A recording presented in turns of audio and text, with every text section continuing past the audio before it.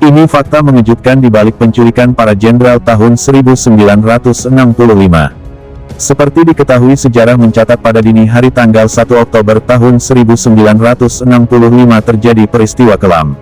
Sejumlah jenderal TNI Angkatan Darat diculik sekelompok tentara pimpinan Letkol Untung Sutopo. Letkol Untung Sutopo sendiri adalah Komandan Batalion 1 Cakrabirawa, bagian dari satuan pasukan elit pengawal Presiden Soekarno. Fakta mengejutkan di balik penculikan para jenderal tahun 1965 ini terkait dengan meninggalnya sejumlah jenderal saat diculik.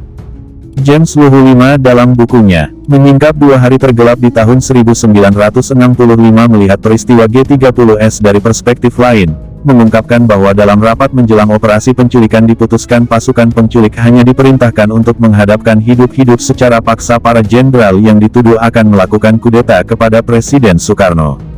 Namun ternyata, usai operasi tak sesuai rencana, para pentolan militer yang terlibat dalam operasi penculikan para jenderal itu seperti Brigjen Suparjo dan Kolonel Latif sampai dibuat kaget.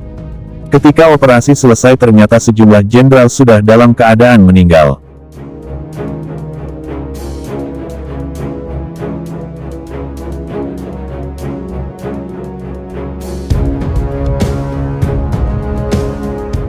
Padahal, dalam rencana awal sesuai hasil rapat, para jenderal itu akan ditangkap hidup-hidup, lalu dihadapkan secara paksa kepada Presiden Soekarno.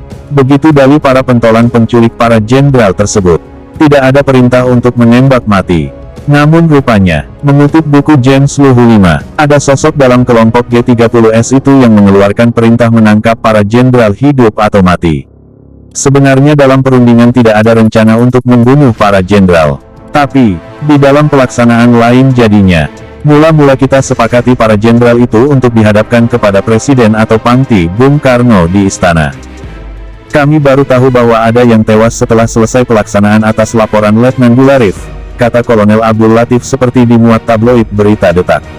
Edisi khusus, tanggal 29 September dan tanggal 5 Oktober tahun 1998 yang dikutip James Luhu V dalam bukunya.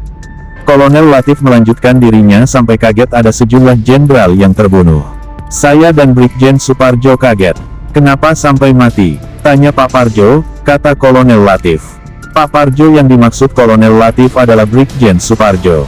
Kolonel Abdul Latif sendiri saat penculikan terjadi sedang menjabat sebagai Komandan Brigade Infanteri, Brigif, 1 Kodam 5 Jakarta Raya.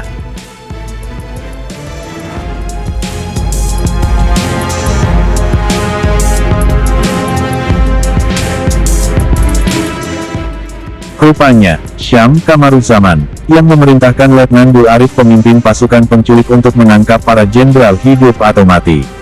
Letnan Bul Arif menjawab bahwa Syam Kamaruzaman menginstruksikan bila mengalami kesulitan menghadapi para jenderal. Diambil hidup atau mati, ujar Kolonel Latif seperti dikutip James Luhu V dalam bukunya. Syam Kamaruzaman sendiri adalah Kepala Biro Khusus Partai Komunis Indonesia yang bertugas membina kekuatan komunis di tubuh TNI. Biro khusus ini memang serba rahasia. Mereka hanya bertanggung jawab pada Ketua Komite Sentral PKI DN Aidit.